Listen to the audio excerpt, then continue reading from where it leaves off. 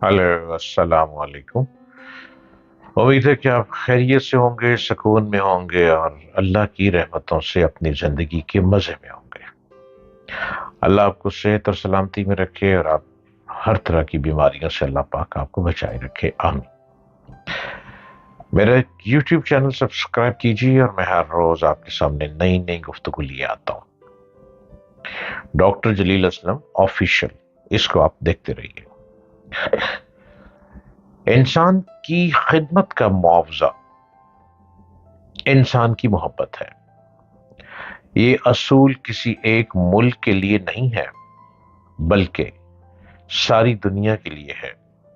जो लोग इंसानों की खिदमत करें, उनको इससे एक तरफ बेपनाह कल्बी सुकून मिलता है, उसी के साथ दूसरों के अंदर उन्हें इज्जत और महबूबियत का वो मकाम हासिल होता है कि उनके दुश्मन भी उनके दोस्त बन जाएं। लेकिन अब इंसानियत के साथ खलवाड़ भी बहुत हो रहे हैं। इंसानों को लालच दिया जाता है कि तुम्हें यूरोप के किसी मुल्क में पहुंचा देंगे, हमें 30 से 40 लाख दे दो, पूरे पूरे खानदान पहुंचा देंगे और तुम बहुत सेटल हो जाओगे। मासूम लोग इस चक्कर में एजेंट्स के आगे बर्बाद हो जाते हैं और घर बार बेच देते हैं, अपने आप को फरोख्त कर देते हैं। लेकिन अंजाम क्या होता है? बॉर्डर पे कहीं ना कहीं मौत, समंदर में कहीं ना कहीं डूब जाना और कभी किनारा ना मिल पाना। अभी हाल ही में बलूचिस्तान की एक फैमिली, हजारा फैमिली के 4 लोग, मियां बीवी 2 बच्चे, ईरान शिफ्ट हुए। 2 साल के लिए ईरान में जॉब की, जो कि जॉब नहीं थी बलूचिस्तान में, तो वहां चले गए।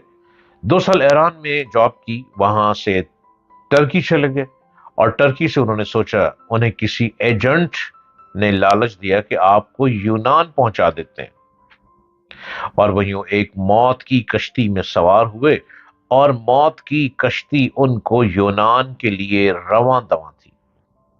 समंदर के बीच में जाके कश्ती उलट गई और चारों के चारों वहीं पे डूब गए। यह है इंसानियत। अब इंसान इंसान से प्यार नहीं करता, अब इंसान इंसान से पैसा लूटने के रास्ते ढूंढता है। मासूम इंसान लुटपुट जाते हैं या तबाही बर्बादी में चले जाते हैं या अपना सब कुछ बेचकर बेचारे फिर भी समंदर ही में डूब जाते हैं। कौन है जो उनको बचाएगा? कोई भी नहीं। इस बात की कोई जिम्मेदारी उठाता ही नहीं, क्योंकि लोग रोजगार के लिए, पैसे की तलाश में, अच्छा फ्यूचर बनाने के लिए ये समझते हैं कि यूरोप में जाकर बहुत कमा लेंगे। जो 40 या 50 लाख रुपया एजेंट को देकर अपना मुल्क छोड़ के जाते हैं, क्या 40-50 लाख में अपने मुल्क में अब काम नहीं कर सकते? बिल्कुल कर सकते हैं। कुछ भी ना करें, 40-50 का एक ट्रक ही खरीद लें। इस ट्रक पे सामान लोड कर और पिशावर से खैबर पख्तूनख्वा से कराची और सिंध तक माल सप्लाई करें, लोगों के माल डिलीवरी करें। आप बहुत पैसा कमा लेंगे। एक ट्रक से कई ट्रक बना लेंगे। बाहर जाने का ख्याल छोड़े, अपने ही मुल्क में यूरोप बना सकते हैं। पैसे की रेल पेल इस मुल्क में बहुत है, लेकिन काम करने का हुनर आपके पास होना चाहिए। और हुनर आप अपने अपने अंदर पैदा कर सकते हैं। इस पर किसी भी मुल्क के बॉर्डर गैर कानूनी तौर पर अबूर करना अपनी जिंदगी की बाजी हारने के बराबर है। जमीनी बॉर्डर पर मौजूद सिक्योरिटी एहलकार अपनी तरफ आने वाले गैर कानूनी जो लोग मुल्क छोड़कर दूसरे मुल्क जाने की कोशिश करते हैं, उनको गोली मारने से दरेक नहीं करते। जबकि समंदरी बॉर्डर पर कश्ती को घेर कर वापस जाने का हुक्म दिया जाता है। फिर क्या वजह है कि पाकिस्तान के दर्जनों वालिदैन लाखों रुपए देकर अपने बच्चों को मौत के मुंह में भेज रहे हैं और उनकी स्मगलिंग करने वाले एजेंट माफिया को कोई पकड़ भी नहीं पा रहा? यूनान के समंदर में जिस कश्ती को हादसा पेश आया, جو کہ ابھی کچھ عرصہ پہلے کی بات ہے، اس میں 300 سے زائد پاکستانی ہلاک ہو گئے ہیں۔ یہ تو صرف اندازے سے بتائے جا رہے ہیں، اور در حقیقت یہ تعداد کئی گنا زیادہ ہوگی۔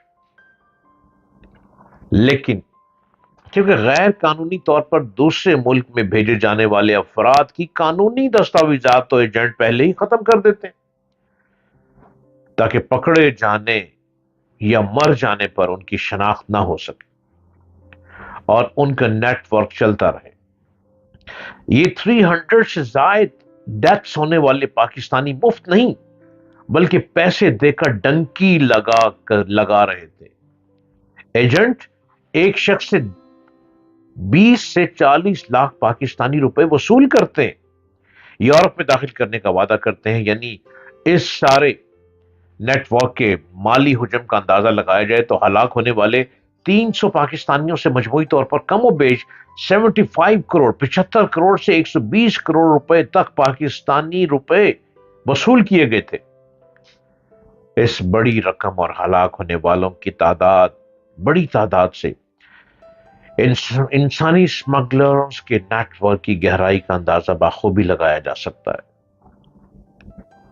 اقوام متحدہ کے پناہ گزینوں کے ادارے کے مطابق ملک چھوڑ کر دوسرے ملک میں انٹر ہونے کی ایک بڑی کشتی یونان کے قریب بحر روم میں غرق ہو گئی، جس میں 750 سے زائد افراد کے سوار ہونے کا اندیشہ ظاہر کیا گیا۔ یہ کشتی وطن چھوڑ کر دوسرے وطن میں داخل ہونے کو وہ لوگوں کو لے کر لیبیا سے یورپ جا رہی تھی۔ کشتی کی منزل اٹلی کا ساحل تھا، لیکن اس سے پہلے ہی اس میں سوار افراد حادثے کا شکار ہو گئے۔ جس وقت کشتی کو حادثہ پیش آیا وہ یونان کے ساحل سے قریب تھی۔ یونانی حکام کا کہنا ہے کہ ان کے کوسٹل گارڈز کے 6 جہازوں، بحریہ کے 1 فریگیٹ، 1 فوجی ہوائی جہاز، فضائیہ کے ہیلی کاپٹر اور بہت سے نجی بحری جہازوں نے ریسکیو کے عمل میں حصہ لیا تھا۔ اقوام متحدہ کے پناہ گزینوں کے ادارے نے اس واقعے کو 2015 کے بعد تارکین وطن کا سب سے بڑا سانحہ قرار دیا ہے، جس میں اتنے لوگ مر چکے ہیں۔ پاکستانی حکومت نے اس واقعے کے بعد ایک روزہ سوگ بھی منایا۔ دوسری جانب برطانوی خبر رساں ادارے گارڈین کی ایک رپورٹ میں بتایا گیا ہے کہ پاکستانیوں کی کشتی کے بالکل نچلے حصے میں پاکستانیوں کو رکھا گیا تھا۔ اس نچلے حصے میں ہونے کے سبب حادثے میں ان افراد کا بچ جانا یا بچ پانا ناممکن تھا۔ کسی بھی صورتحال انتہائی خراب تھی۔ اس میں سوار افراد کے پاس پانی ختم ہو چکا تھا، جبکہ حادثے سے پہلے ہی 6 افراد کی موت ہو چکی تھی۔ جب یہ کشتی لیبیا کے شہر بن غازی سے روانہ ہوئی تو اس کا انجن 3 دن بعد خراب ہو گیا تھا، جس سے یہ واضح ہوتا ہے کہ وطن چھوڑ کر یورپ میں داخل ہونے کی یہ کشتی کئی دن تک سمندر میں بغیر کسی مدد کے موجود رہی۔ ہلاک ہونے والوں میں پاکستانیوں کی تعداد 400 سے زائد ہو سکتی ہے۔ یہ کشتی نہیں، یہ موت کی کشتی ہے۔ یورپ جانے کا خواب چھوڑ دیں، انلیگل جانا ہے تو لیگل جاؤ۔ لیگل کو وہ قبول نہیں کرتے، انلیگل ہے تو انلیگل میں مت جائیں۔ اپنے ملک کو یورپ بنا دیں، یہاں پہ سب کچھ پایا جاتا ہے۔